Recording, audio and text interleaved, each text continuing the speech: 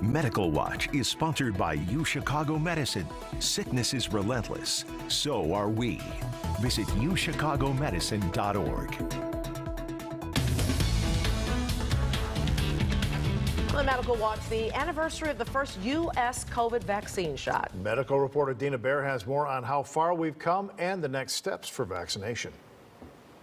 On the day the first jab went into the arm of a nurse in Queens, New York, 2 years ago, 300,000 people had already died from COVID. As the campaign to get everyone vaccinated very slowly rolled out, on December 14th, 2021, the number grew to 800,000 COVID victims.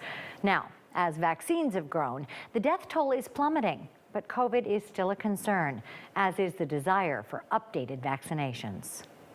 I remember seeing those first graphs that showed how great the protection was against severe illness from the mRNA vaccines, and it was just unheard of. A rapidly developed shot at beating a previously little-known virus, SARS-CoV-2. I have to admit, I was somewhat of a pessimist. I didn't think that the timeline would quite be as rapid as it was, but this was just unheard of for vaccines to come together and to work so well so quickly.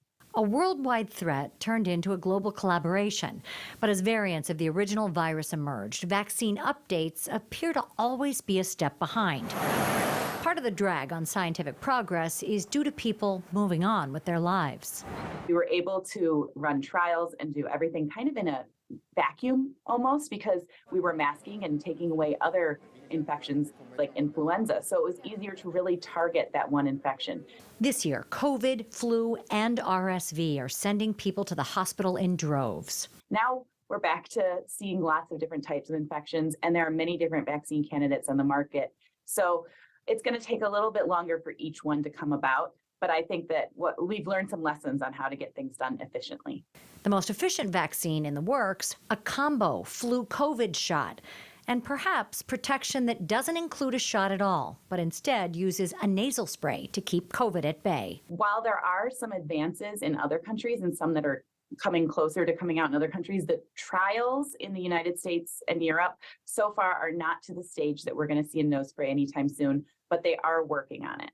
And health experts are still working to get people on board with protection. So if you're not going to do it for the other people around you, do it at least for yourself, because no one wants to get severely ill. And it's much better to have a reaction to a vaccine, meaning that your immune system is doing what it's supposed to be. It's being trained on how to respond to that pathogen, than to actually get severely ill from that.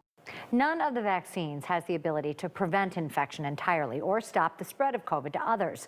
But studies show time and again the vaccine does prevent more serious COVID illness. Back to you.